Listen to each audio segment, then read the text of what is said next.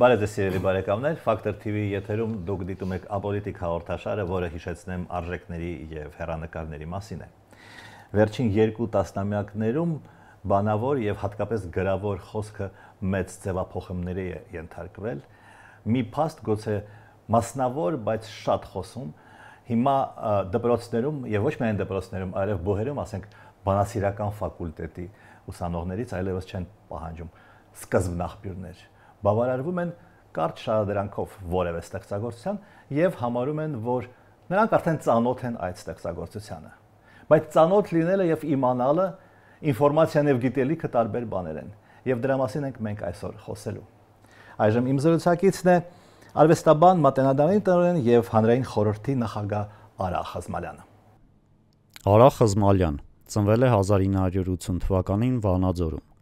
2001 թվականին ավարտել է Երևանի թատրոնի եւ կինոյի պետական ինստիտուտը, 2004-ին Գիտությունների ազգային ակադեմիայի արվեստի ինստիտուտի ասպիրանտուրան, արվեստագիտության թեկնածու է։ 2002-2009 թվականներին եղել է Չարենցի անվան գրականության եւ արվեստի թանգարանի ավագ գիտաշխատող։ 2003-2017 թվականներին աշխատել է որպես Երևանի տիկնիկային թատրոնի գրական մասի վարիչ։ 2009-17 թվականներին զբաղեցրել է Մատենադարանի արխիվային բաժնի վարիչի պաշտոնը։ 2017-19 թվականներին եղել է Հայաստանի զբոսաշրջության զարգացման հիմնադրամի տնօրեն։ 2019-23 թվականներին զբաղեցրել է Կրթության, գիտության, մշակույթի եւ սպորտի նախարարի տեղակալի պաշտոնը։ 2023 թվականին ընտրվել է Մատենադարանի տնօրեն։ 2025 թվականին նշանակվել է հանրային խորհրդի նախագահ, թատրոնի պատմությանն ու տեսությանը նվիրված մենագրության եւ մի քանի տասնյակ գիտական հոդվածների հեղինակ է։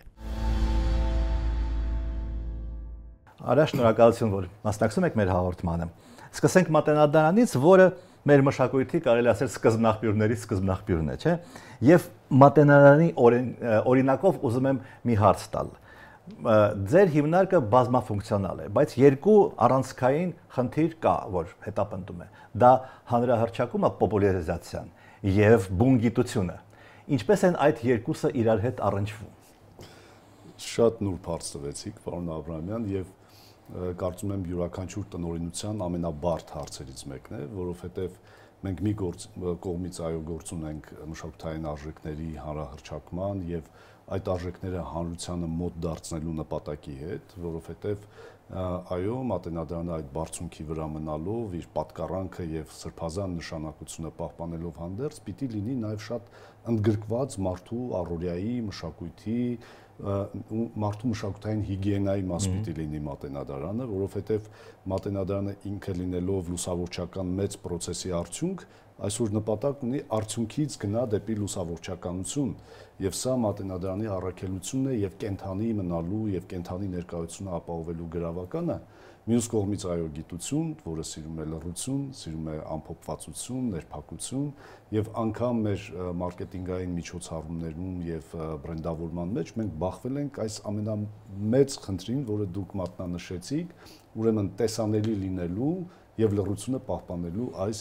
դիլեմային, բայց կարծեք թե մենք գտել ենք դրա բալանսավորված տարբերակը այն մտքով, որ հատկապես մեր օրերում Մատենադարանը պետք է լինի արժանապատվության վերականգնման, հանրային լավատեսության գեներացման կենտրոն եւ շատ նվաստ կլիներ Մատենադարանի համար կամ գոնե շատ սահմանափակ, եթե մենք Մատենադարանը մեր պայմաններում դիտարկենք իբրև զուտ պահոց կամ ձեռագրերի գիտական հետազոտման ներփակ կենտրոն։ Այսօր Մատենադարանը չի կարող բավարարվել միայն այս գործառույթներով։ Եթե ես գրում եմ պոպուլար հանրամատչելի, ինչ որ մի բանի երևույթի մասին, ապա արդյոք այդ երևույթը չեմ դարձնում ավելի տափակ եւ պարզունակ։ Իհարկե դա վտանգավոր ճանապարհ է, ամեն ինչ կախված է թե ով է զբաղվում հանրամատչելի դարձնելով։ Ես մի պարզ օրինակ բերեմ, հա, երբեմն մենք ներկայացումներում բեմում կարող ենք հանդիպել գռեհիկ թեմաների եւ ընդհանրապես արվեստին այսպես օտար չէ գռեհկությունը, բայց եթե այդ գռեհկությունը պատկերելով զբաղված է ներքին մեծ մշակույթ ունեցող մարդը, այդ գռեհկությունը արդարանում է, որտեղ կան ինչ-որ անշոշափելի սահմաններ, որոնք միայն անձով են պայմանավորված եւ անձի ներքին մշակույթով։ Բայց եթե այդ գռեհկաբանությունը կամ գռեհկությունը ներկայացնում է մի մարդ, ով ինքը գռեհիկ է, սա դառնում է անտանելի բան։ Սա նույնը վերաբերում է յուրաքանչյուր արժեքի, յուրաքանչյուր այսպես սրբազան մեծ արժեքի հանրահռչակողի անձով պայմանավորված մի բան եւ անձով եւ չափանիշներով եւ պրոֆեսիոնալիզմով իհարկե անձանց, բայց կան նաեւ մասնագիտական կողմնորոշում եւ չափորոշիչ եւ դրա համար այո, նայած ով է զբաղվում եւ նայած ինչ մեթոդով ենք զբաղվում այդ ամենով։ Կա եւս մի խնդիր, երիտասարդին պետք է իմանալ, թե ով է Թորոս Ռոսլինը կամ Եզնիկ Կողբացին։ Նա Google-ում կամ հիմա ChatGPT-ում խփում է այդ անունը եւ ինչ որ միջին թվաբանական ինչ որ տեղեկություններ է հավաքում դրա մասին, ստանում դրա մասին եւ կարծում է, ես արդեն գիտեմ, ես արդեն ծանոթ եմ։ Այդ վտանգը կա։ Իհարկե կա եւ դուք ձեր խոսքը սկսեցիք տարբերակում մտցնելով գիտելիքի եւ տեղեկության միջեւ, ինֆորմացիայի միջեւ։ Մատենադարանում այսօր գրեթե 1 տասնյակ կրթական ծրագրեր են հիմնվել եւ գործում են եւ վերջին մեր լուրջ ձեռքբերումներից մեկը միջնադարյան արվեստների, արհեստի եւ բժշկագիտության լաբորատորիան է, որը մենք Եվրամիության աջակցությամբ ենք հիմնել, որն է մեր նպատակը՝ ցույց տալ, որ այս ձեռագրերը ոչ միայն աստվածային ներշնչման աղբյուր են, ինչպես ընդունված է ասել, այլև հսկայական մարդկային գիտելիքի, փորձառության, վրիպումների արդյունք են եւ դրա համար մենք այնտեղ ցուցադրում ենք եւ շատ ինտերակտիվ կերպով այն հանքաքարերը, հանքանյութերը, որոնք օգտագործվել են ներկանյութերը ստանալու, ինչից են ներկանյութերը ստացել, բժշկագիտության մի քանի տասնյակ ուրեմն բուսատեսակներ են ցուցադրում։ Ում եք ներկայացնում։ Դա ներկայացնում ենք այցելուներին։ Այցելուներին եւ ունենք հենց տարիքային թիրախավորում ունեցող ծրագրեր, որոնք ցույց են տալիս հմայքը այդ ամեն ինչի։ Գիտեք, որ ձեռագրերը նաև ունեն աուրա, որը այդ էներգետիկ լիցքը միևնույն է կա եւ դա է պատճառը նաև որ մեր վերականգնողները երբ ավարտում են ձեռագիրը վերականգնել շատ մեծ դժվարությամբ են վերադարձնում պահոց, որովհետեւ շատ լուրջ կապ է ձևավորվում վերականգնողի եւ ձեռագրի միջեւ եւ մեր խնդիրն է միջնադարը ցույց տալ ոչ թե իբրև մռայլ եւ շատ խիստ ասկետիկ մի իրականություն, այլ միջնադարը իր կենթանի տրոփյունով, իր կենթանի լիցքերով, իր ներշնչումներով, որովհետեւ հայկական մանրանկարչությունը մեծ կենսասիրության դրսևորում է, ինչ էլ որ ասելու լինենք։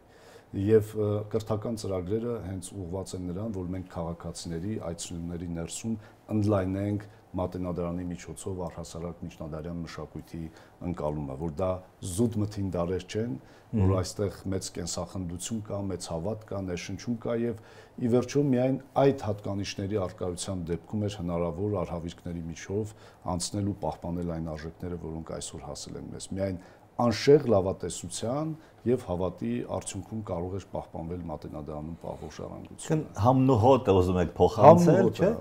Եվ մի բան է, երբ որ ես գիտեմ, թե ով է Թորոս Ռոսլինը, մեկ այլ բան է, եթե Թորոս Ռոսլինը ինչ որ բան է փոխում իմ կյանքում, թե շատ մեծ հավակնություններ ունեմ ես։ Չէ, ամենևին, որովհետեւ այո, մատենադարանը պիտի փոխի, մեր մատենադարանում պահվող արժեքները պիտի փոխեն մարդու մեջ ինչ որ բան, ես ասեմ, որ օտարազգի որևէ այցելու, դե պատկերացնում եք, թե մենք ամսական ինչքան պաշտոնական պատվիրակություններ ենք ընդունում մատենադարանում, ես ձեզ հավատացնում եմ, որ որևէ մեկը մատենադարանից դուրս չի գալիս, չփոխելով իր տեսակետը, իր կարծիքը, իր ընկալումը հայ ժողովրդի եւ մշակույթի հանդեպ։ Մատենադարանը մեծ փոխակերպիչ է առհասարակ եւ մատենադարանը չեմ ուզում շատ պաթետիկ խոսքեր ասել, որտեղ մեր կյանքը դրա պակասը չունի, բայց իսկապես քաղաքակրթական անձնագիր է, իսկապես մի վայր է, որտեղ մենք երբևէ չենք պարտվել եւ մի վայր է, որտեղ մենք աշխարհի հետ խոսում ենք շատ արժանապատիվ դիրքերից։ Գիտության եւ պոպուլարիզացիայի այդ համատեղության մասին իմ համար իդեալական համատեղող էր ռուս փիլիսոփա եւ բանասեր Սերգեյ Ավերինցևը, որը միջնադարի գրականության կամ փիլիսոփայության մասին գրում էր նաև նարեկացու մասին ի դեպ, հա, գրում էր այնքան པարզ կենցաղային օրինակներ բերելով կյանքից եւ այլն, որ ես մասնագետ չլինով կարդում եմ որպես գրականություն, հա, որպես գեղարվեստական գործ Ավերինցևի գործերը։ Այդպիսի տաղանդներ պետք են մեզ, չէ՞։ Շատ պետք են։ Պարոն Աբրամյան, լուրջ հարց եք բարձրացնում, որովհետեւ մենք երբեմն այնքան ենք սրբադասում մեր գործիչներին, անցյալի, այդ թվում նաև ներկայի, այնքան ենք բարձրացնում եւ հեռացնում մեզնից, որ կորցնում ենք նրանց իրական արժեքը։ Մաշտոցը բոլորիս ընկալումներում ներշնչանքով ձեռքը կրծքին դրած, երկինք նայող պատկերն է հայտնի, որ մեր դպրոցական դասագրքերի շապիկների եւ եւ Ղուկաս Չուբարյանի այդ այո, եւ Ղուկաս Չուբարյանի քանդակը թեպետ իմ պատկերացմամբ որքան էլ մոնումենտալ եւ սիմվոլիկ, բայց Չուբարյանի արձանը շատ ավելի մարդկային շեշտադրումներ ունի իր մեջ, բայց մենք մոռանում ենք օրինակ, որ Մաշտոցը նաեւ հանճարեղ դիվանագետ էր, հանճարեղ հոտառություն եւ կողմնորոշում ունեցող մի գործիչ էր, ժամանակի բոլոր մարտահրավերները ընկալող եւ ցավոք սրտի մեր մեծերին իրենց մարդկային հանճարի մեջ մենք չենք ընկալում։ Մենք այդ մեծերին դնում ենք պատվանդանների վրա, մենք այդ մեծերին սրբադասում ենք, մոմ ենք վառում, խունկ ենք ծխում, դեմ չեմ, դրանք պետք են պատկառանքի դրսևորման եւ արժեքների հռչակման եղանակներ են, բայց իրական արժեքը այդպես էլ մենք ճանաչում ենք Հովհաննես Թումանյանին։ Դժվար թե։ Մենք ճանաչում ենք Մաշտոցին, դժվար թե։ Մենք ճանաչում ենք Կոմիտասին, դժվար թե։ Եվ ես կարծում եմ, որ առաջիկա մեր անելիքը նաև այս մարդկանց մարդկային իրենց հանճարեղության մեջ դիտելու նախաձեռնություններն են ու միջոցառումներն են, որ մենք պիտի անենք։ Ես հավատացում եմ, որ դրանից նրանց արժեքը ոչ թե կնվաստանա, այլ ընդհակառակը նոր լույսով կճառակեն այս մեծ դեմքերը, որոնք մենք ունեցել ենք։ Մենք այսօր ունենք հեղինակություններ, ինտելեկտուալ հեղինակություններ, ինչպիսին էր Ավերինցևը, Լոտմանը, Հենրիկ Հովհաննիսյանը ինձ համար օրինակ մեծ ինտելեկտուալ, այդպիսի մարդիկ մենք ունենք, թե այսօր հեղինակությունների դար չի, այսպես ասել։ Այն որ հեղինակությունների դար չէ, իհարկե դա կա, բայց ես կարծում եմ, որ մարդկային խարիզմայի առկայության դեպքում հնարավոր չէ ուղղակի թաքցնել հեղինակությունը, որովհետև հեղինակությունը միայն միտքը չէ։ Հեղինակությունը մարդկային հմայքն է, հեղինակությունը հանրության հետ անկեղծ խոսելու եւ հանրությանը կողմնորոշելու կարողությունն է։ Ցավոք սրտի, վերջերս ես դրա մասին առիթ եմ ունեցել խոսելու, մտավորական մարդիկ լուռ են։ Մտավոր խոսք չի հնչում եւ այս համընդհանուր աղտեղության, իրարամերժության, հայհոյանքի, վիրավորանքների, հանրային պարկեշտության իսպառ բացակայության պայմաններում երևի թե կարելի է նաև հասկանալ այս մարդկանց թե ինչու են լուռ, որովհետև մտնել այս մթնոլորտի մեջ, այս գարշ մթնոլորտի մեջ շատ դժվար է, շատ բարդ է եւ վտանգավոր, բայց ամեն դեպքում ես կարծում եմ, որ երևի թե այս լռության մեջ խմորվում է մտավորականի նոր տեսակ, նոր խոսք, ասել որ ինտելեկտուալներ չկան, բայց մի ուրիշ սահմանափակում ունենք։ Մենք չգիտես ինչու ինտելեկտուալներին միշտ փնտրում ենք հումանիտար գիտություններում, արվեստում, ասենք դերասանների կամ գրողների շրջանում, երաժիշտների կամ չգիտեմ, բայց այդ ինտելեկտուալները ֆիզիկոսների մեջ են, ինտելեկտուալները բժիշկների ու իրավաբանների մեջ են, եւ չգիտես ինչու այս մարդկանց մարգինալությունը որևէ կերպ չի հաղթահարվում, այսինքն նրանց քննարկումները մնում են սուրճի բաժակի շուրջ կամ այլ փոքր վայրերում, բայց դրա համար եմ ասում, ինտելեկտը նաեւ արվեստից ու գրականությունից դուրս պետք է տեսնել։ Այդ խնդիրը, որը քննարկում ենք, բնականաբար գլոբալ է, ոչ միայն Հայաստանին է վերաբերում, հա։ Գուցե խնդիրը նաեւ խոսքի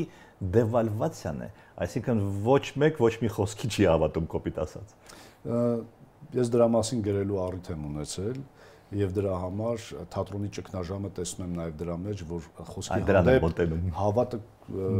վերացած է։ Խոսքը այնքան է ինքն իրեն վարկաբեկել, ինքն իրեն ստել, մենք անգամ նույն բառերը կիրառելիս ուրիշ բաներ ենք հասկանում։ Սա շատ մեծ խնդիր է, որ մենք բառերը վերադարձնելու կարիք ունենք, բառերի իմաստը վերականգնելու կարիք ունենք։ Մենք նույն բանի մասին խոսում ենք, տարբեր բաներ ենք հասկանում եւ սա է, որ նաեւ մեծ դրամա է մտցնում մեր իրականության մեջ, բայց իհարկե խոսքը, խոսքային շղարշը, աղմուկը շատ բան է ապականում մեր կյանքում եւ եթե թատրոններն ուզում են լինել ակտուալ եւ մոտ լինել, իսկապես մոտ լինել, որովհետեւ իներցիայով ծափահարությունը չի նշանակում, որ թատրոնը մոտ է մարդուն, դա ուղղակի այդպես մի ավանդույթ է, մի մշակույթ է, որին մասնակից ենք դառնում կամա թե ակամա, բայց եթե ուզում են իսկապես մոտ լինեն քաղաքացուն, պետք է քիչ խոսել եւ պետք է մտածել ուրիշ ֆորմաներ գտնելու մասին։ Ես օրինակ կարծում եմ, որ ճարտարապետների եւ քանդակագործների ու նկարիչների վերադարձը թատրոն կարող է փրկել թատրոնը։ Խոսքը թատրոնում իմ խորին համոզմամբ ամենևին էլ ամենակարևոր բանը չէ։ Դա սինթետիկ արվեստն է, որի մասին իհարկե դարեր շարունակ խոսվում է։ 10 տարի առաջ ձեր հիշատակած այդ գրքում, հա, դուք մոտ 10 տարի առաջ է գրված, չէ՞, այդ գիրքը։ Դուք նշում եք, որ թատրոնում խոսքի տեղեկատվական նշանակությունը նվազում է եւ տեղը զիջում է մարմնի լեզվին։ Ճշգրտորեն չեմ մեջբերում, բայց մոտավորապես դա է, չէ՞, միտքը։ Այսինքն դա կարելի ասել, կարելի է տարածել նաեւ ոչ միայն թատրոնի վրա։ Ընդհանրապես ես իդեպ ասեմ մեր վեճը պարոն Հովհաննիսյանի հետ հենց այս մոտեցումների շուրջ էր, որովհետև ես համարում եմ, որ այնուամենայնիվ ֆիզիոպլաստիկ արվեստ է թատրոնը եւ մարմնակենտրոն արվեստ է, եւ դա են ապացուցում առնվազն 120 տարվա մեծագույն բարեփոխիչները թատրոնի, մեծագույն անունները, որոնք առաջին մասնագիտությամբ հիմնական կամ ճարտարապետներ են, կամ քանդակագործներ են, կամ նկարիչներ են, կամ միշտ իրենց կողքը ունեցել են ժամանակի մի հանճարեղ նկարչի։ Սա պատահական բան չէ։ Ես շատ եմ սիրում Դուդինի մի աշխատություն, որը կոչվում է արվեստը եւ ժեստը, եւ այդտեղ ամեն ինչի հիմքում դրված է ժեստը եւ դրա մեջ շատ մեծ ճշմարտություն կա։ Այո, եւ երբ ես խոսում եմ այդ մեծ վերադարձի մասին, ես նկատի ունեմ հենց մարմնի ու ֆիզիոպլաստիկայի վերադարձի մասին։ Որևէ մեկը այսօր ժամանակ ու նյարդեր չունի օրվա ավարտին ժամը 7-ին մտնելու դահլիճի խավարի մեջ, նստելու եւ ժամերով լսելու, թե ինչպես են մարդիկ հարաբերություններ պարզաբանում։ Սրա անհրաժեշտությունը չկա, ես դրա համար շատ եմ սիրում ֆլամենկոն, որտեղ այդ կրքերը առանց խոսքերի են, ձգտումները առանց խոսքերի են եւ ժամանակի հանդեպ կա մեծ հարգանք եւ ամեն ինչ խիտ եւ գերլարված է։ Եվ այս պարային արվեստներից պիտի թատրոնը իր լեզուն որոնի եւ գտնի, որպեսզի լինի հետաքրքիր, ակտուալ եւ ազդեցիկ։ Առանց դրա ուղղակի հնարավոր չէ։ Ես մեծ տաղտուկ եմ ապրում, երբ տեսնում եմ, որ մարդիկ 1 ժամ շարունակ զբաղված են իրար հետ ինչ որ բաների շուրջ զրուցելով, դատելով, ժամանակներն ուրիշ։ Նաև հարցազրույցների ժամանակ։ Օրինակ հիմա դուք այն հարցերը, որոնք տալիս եք, դրանք իսկապես մշտապես իմ գլխում պտտվող թեմաներ են, հարցեր են, եւ ես ուրախ եմ, որ համընկնում են մտահոգությունները։ Այդ գիրքը, հա, որի մասին մենք խոսում ենք, կոչվում է Հարցականների ներքո եւ առավոտին տված հարցազրույցում դուք ժամանակին ասել եք հետեւյալը. մենք չենք կարողանում լիարժեք գնահատել այն ամենը, ինչ տեղի է ունենում այսօր եւ ավելի շատ հարցեր ունենք, քան պատասխաններ։ Դա ուժի մեջ է այսպես 10 տարի անց։ Ավելի քան, նույնիսկ ավելի։ Երևի 10 տարի առաջ ավելի քիչ հարցեր ունենք, քան այսօր։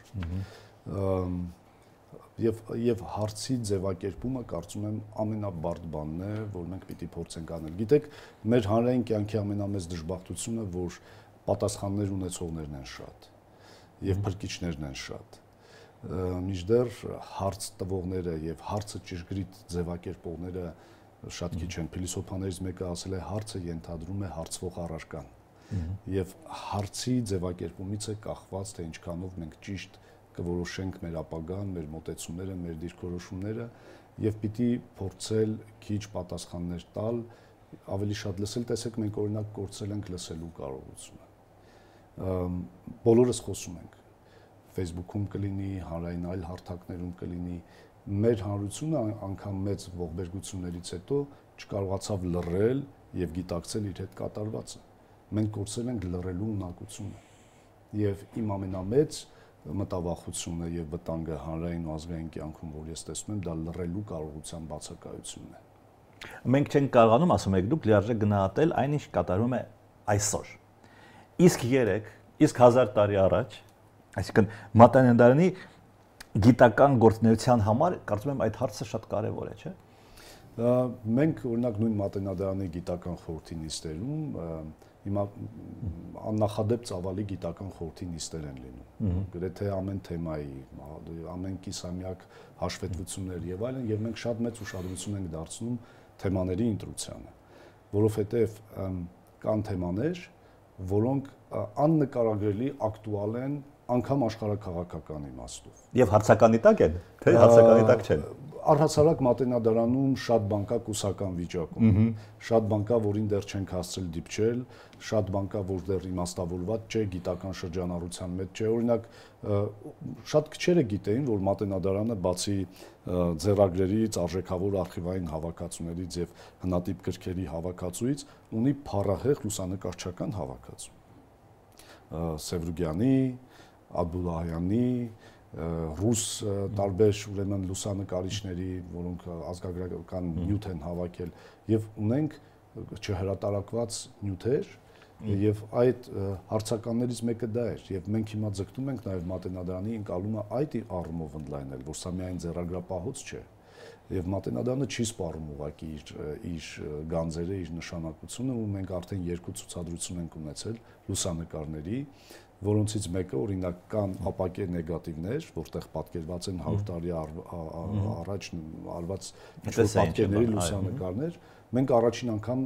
տպել ենք, արտատպել ենք այդ լուսանկարները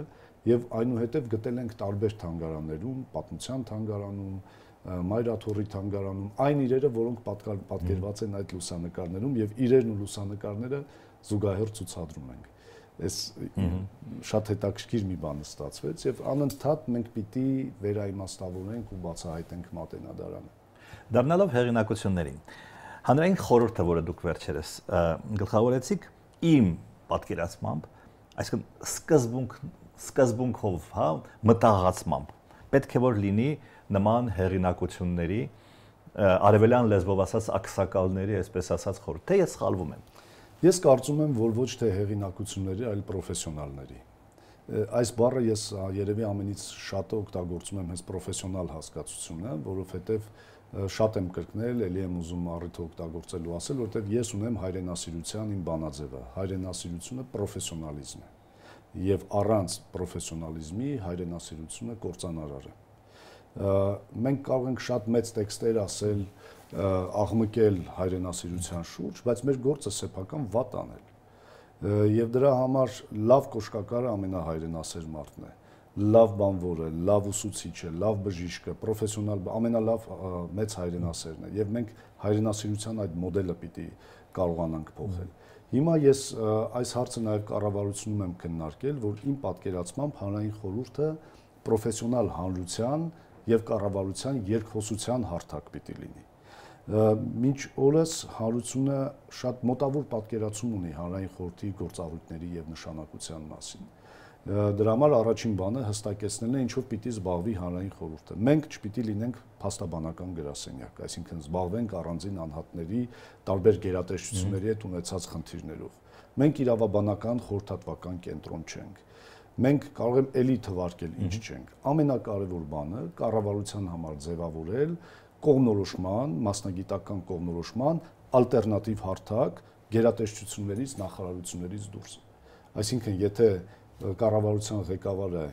կողմնորոշվում է նաև նախարարների եւ պետական գերատեսչությունների ուղերձներով եւ քաղաքականություններով մշակած, սա պիտի լինի մի ալտերնատիվ բան, որը որոշակի գնահատական պիտի տա եւ ասի թե դրա կիրառման դեպքում հնարավոր ինչ խնդիրներ կան։ Եվ քանի որ մենք մինչեւ մյուս կառավարության ձևավորվել է 2026 թվականի 1.5 տարուց էլ քիչ ժամանակ։ Հետո պիտի ծրվեք, չէ՞։ Դե կարող են պահպանել մեծ մասը, այսինքն, բայց ամեն դեպքում վերանշանակումներ պիտի լինեն եւ շատ կարեւոր է այս կարճ ժամանակում հասկանալ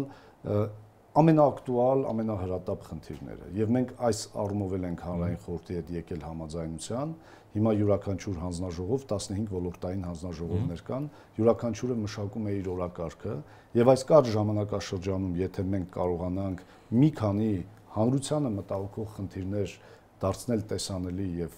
տալ դրանց կարգավորումներ, շատ լավ կլինի։ Օրինակ, հիմա մենք շատ լուրջ կերպով քննարկում ենք հանրային առողջապահության խնդիրը, ինչ խնդիրներ ունենք այստեղ։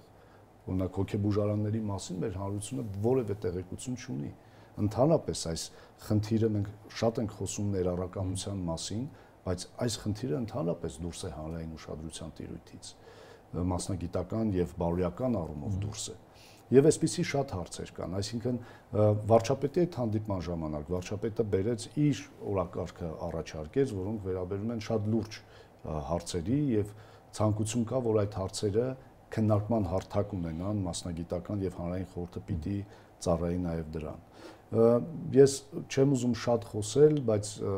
ուզում եմ ընդհանուր վեկտորը ուղենշել, թե մենք ինչ ենք ուզում, ինչ ենք պատկերացնում, ամեն դեպքում դա պիտի լինի կարևոր խոշոր հարցերի քննարկման հարթակ եւ ոչ թե առանձին անհատների խնդիրները կարգավորող հարթակ։ Վերջերս դուք ասացիք, որ հանրային խորհրդի նշանաբանը կարող է լինել բազմակարծությունից դեպի համերաշխություն։ Դրանք իրար հակասող բաներ չեն, որովհետև մեզ մոտ բազմակարծությունը բերում է ճիշտ հակառակ ուղղությամբ դեպի անձնական թշնամանք։ Հայաստանում համենայնդեպս այդպես է։ Պարոն Աբրամյան, երևի դուք եք ձեզ հարց տվել, թե ինչու մենք լավ դրամատուրգիա կամ մեծ դրամատուրգիա, եթե այդպես ասեմ, չունենք։ Եթե լուրջ նայենք, նրանք ովքեր գիտեն համաշխարհային դրամատուրգիան, կփաստեն, որ այո, մենք չենք կարող ասել, որ մենք ունենք էպոս, վիպական մտածողություն եւ այլն, պոետներ, հատկապես պոետներ, բայց դրամատուրգիայի հարցում շատ լուրջ խնդիրներ ունենք, որովհետեւ մենք ինքներս մեզ հետ վիճել չգիտենք, որովհետեւ մենք բազմակարծությունը չհանդուրժող միջավայր ենք եւ պատմականորեն է այդպես եղել։ Եթե որևէ մեկը այլ կարծիք ունի, բնազդաբար ընկալում ենք իբրև թշնամի։ Մարդու այլ կարծիքը, այլակարծությունը էգզիստենցիալ վտանգ է հայ մարդու համար։ Սա չենք հաղթահարել եւ դրա համար չունենք դրամատուրգիա, որը բազմաբևեռ մտածողության իրականություն է։ Դրամատուրգը պիտի կարողանա բոլոր հերոսների տեսակետից մտածել, բոլոր հերոսներին արդարացնել ըստ իրենց գոյության տրամաբանության եւ ձգտումների, եւ քանի որ սա մեր խառնվածքի ազգային նկարագրի մեջ բացակայող կամ շատ թույլ մի հատկանիշ է, դրա համար էլ չունենք այն դրամատուրգիան, որը մենք լայնախոհության ու մարդակենտրոն դրամատուրգիան գաղափարախոսություն է մեր դրամատուրգիան, մարդու խնդիրը շատ թույլ է արծարծված։ Քաղաքական իրականության մեջ է այդպես, մշակութային ամենուրեք հանրային կյանքի բոլոր շերտերում տարակարծությունը թշնամություն է։ Եթե հանրային խորհուրդը շատ բարդ բան եմ ասում, ես ինքս հասկանում եմ, բայց այն իմ ասած, եթե մենք հարցը ձևակերպենք, ճանապարհը կսկսվի նշմարվել։ Եթե հանրային խորհրդում որևէ բացասական հետևանք չունենա տարակարծությունը, եւ հանրային խորհուրդը դառնա այն հարթակը, որ մենք ցույց տանք տարակարծության մշակույթ, ինչ է նշանակում լինել այլ դիրքորոշման ու այլ պատկերացման, բայց չոչնչացնել դիմացինի անձը, չոտնահարել դիմացինի արժանապատվությունը եւ մնալ մասնագիտական քննարկման ու տերմինների շրջանակում կլինի մեծ բան, նաեւ հետագա գործունեության համար հանրային խորհուրդ։ Նույն համատեքստում հավանաբար դուք ասացիք հանրային խորհրդի առաքելությունը հանրային լավատեսությունը խթանելն է։ Եվ մատենադարանի մասին նույնպես նույն բանը ասեցիք, այսինքն դուք լավատեսությունը շատ բարձր եք գնահատում, այսպես ասած։ Շատ, եւ կարծում եմ, որ կոնսոլիդացիան ու հանրային համերաշխությունը, ես ինչի եմ հավատում սրան, պարոն Աբրամյան։ Այսօր եթե նայեք մատենադարանի գործունեության մեջ ընդգրկված են շատ տարբեր օղակների բարերարներ, անհատներ, որոնք ունեն շատ տարբեր դիրքորոշումներ, քաղաքական գնահատանքներ, համակրանքներ ու հակակրանքներ, բայց մենք ինչ ենք ասել։ Մենք ասել ենք, որ մատենադարանն այն հաստատությունն է, որի շեմից բոլոր հակասությունները լռում են։ Եվ դա ստացվել է, որովհետև այդ բարերարների շնորհիվ է, որ մենք լաբորատորիաներ ենք բացում, ձեռագրեր ենք ձեռք բերում, մեր ազգային արժեքների հավաքչականությունն ենք իրականացնում եւ կարծում եմ, որ փոխադարձ հարգանքի եւ վստահության դեպքում կարող ենք շատ բան անել։ Ես դրան հավատում եմ։ Եթե ես չհավատամ դրան, ես իրավունք չունեմ աշխատելու մատենադարանում։ Մենք ունենք այսպիսի բաժին, որը կոչվում է մեջբերում, ես կներկայացնեմ մեջբերումը եւ դուք կմեկնաբանեք։ Մեր մեջբերումը հոռետեսության մասին է եւ դրա հեղինակն է ավստրիացի 20-րդ դարի երկրորդ կեսի փիլիսոփա Գերտ Կլաուս Կալտենբրուները։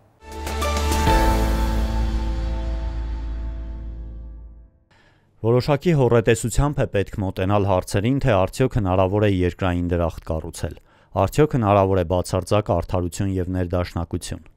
Հոռետեսության որոշակի չափաբաժինը զերծ կպահի մեզ համընդհանուր երջանկության, այդ երջանկությանը բարեփոխումների միջոցով հասնելու պատրանքից։ Եվ այսպես մոտավորապես 18-րդ դարից եվրոպական միտքը շարժվում է այն ուղղությամբ, որ հիմա մենք կբարելավենք, կբարեփոխենք եւ վերջ, պատերազմներ չեն լինելու, սոցիալական ցնցումներ չեն լինելու, ամեն ինչ լավ է լինելու, բայց 20-21-րդ դարի հետագա իրադարձությունները, այսպես ասած, ցույց տվեցին, որ բարեփոխումները ոչ մի ծրագիր բարեփոխական մարդկությունը չի փոխում։ Այդպես է թե այդպես չէ, համաձայնեք թե չէ, որովհետև մոտավորապես այդ էր ասում այդ փիլիսոփան։ Եթե այդ մեջբերումը այնքան բազմաշերտ ու տարողունակ մեջբերում է, որ մի առանձին երևի հաղորդում կարող ենք նվիրել այդ մեջբերումը այսպես վերցանելուն։ Ես ներքին ընդվզում ասեմ, թե անվստահություն ասեմ, չգիտեմ ինչպես ձևակերպեմ, ներքին ընդվզում ունեմ բոլոր տեսակի կոնցեպտների, հայցակարգերի, համակարգերի հանդեպ, որովհետև եւ սա նաեւ գուցե բազմաթիվ փիլիսոփաների ողբերգությունն է, պատահական չէ, որ բազմաթիվ փիլիսոփաներ հանգել են խենթության, որովհետև միտքը փակուղու հասցնելու հատկություն ունի։ Եվ մենք անընդհատ փորձում ենք կյանքը տեղավորել ինչ-որ մի մոտեցման մեջ, կյանքը տեղավորել ինչ-որ մի հայեցակարգի մեջ եւ կյանքին զուգահեռ ստեղծել այլ մի կեցություն, կարող ենք անունը դնել մտքի կեցություն, որը պետք է պայմանավորի իրական կյանքը, բայց պատմությունը ցույց է տալիս, որ կյանքը չի ենթարկվում որևէ կոնցեպտի եւ որևէ մոտեցման։ Եվ կոնցեպտների վտանգը այն է, որ նա կարող է մարդուն հեռացնել ինքն իրենից։ Այսինքն, ինչ էր ուզում Մարքսը։ Կոմունիզմի գաղափարախոսությունը, չէ՞։ Համայնավարություն, մարդկային հավասարություն, չպիտի լինի։ Եվ ամեն ինչ կդզվի։ Նույնը լիբերալիզմը, նույնը ցանկացած կոնցեպտ, որ վերցնենք, թվում է թե կենտրոնում մարդն է, բայց միշտ այդ կոնցեպտներն ավարտվում են մարդու ոչնչացմամբ։ Մենք պիտի մարդուն սովորեցնենք ոչ թե կյանքը ավելի լավը դարձնելու,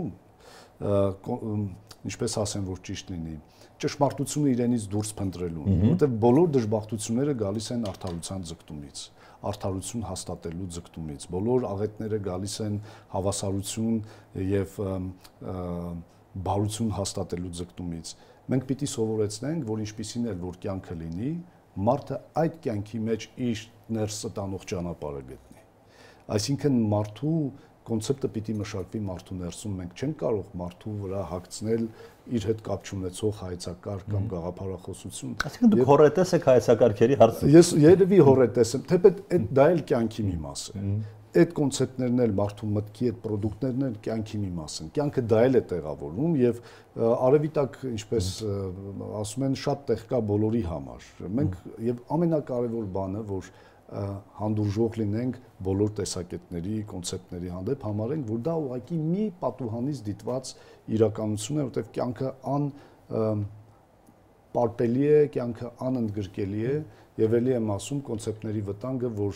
արդարությունը, բարությունը, երջանկությունը, ներդաշնակությունը փնտրում ենք դրսում մարդուց դուրս, մինչդեռ պիտի սովորեցնենք, որ կյանքը ինչպիսին էլ որ լինի, մարդը այդ իրականության մեջ դեպի իրեն տանող ճանապարհը գտնի եւ հաշտ լինի ինքն իր հետ, հաշտ լինի միջավայրի հետ եւ ոչ մի պարագայում թույլ չտա իրեն չարանալ աշխարհի եւ մարդկանց հանդեպ։ Մեր վերջին բաժինը, որը կոչվում է հայացք ապագային։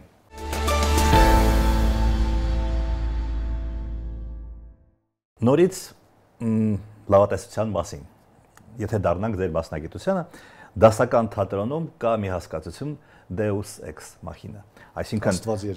Աստված երկնքից գալիս է ինչ-որ մեկը, մի ուժ, որը ամեն ինչ կարգավորում է, ասենք Համլետի վերջում բոլորը մահանում են, բացի Հորացիայից, բայց գալիս է Ֆորտինբրաս, ասում է այսպես պետք է լինի, կամ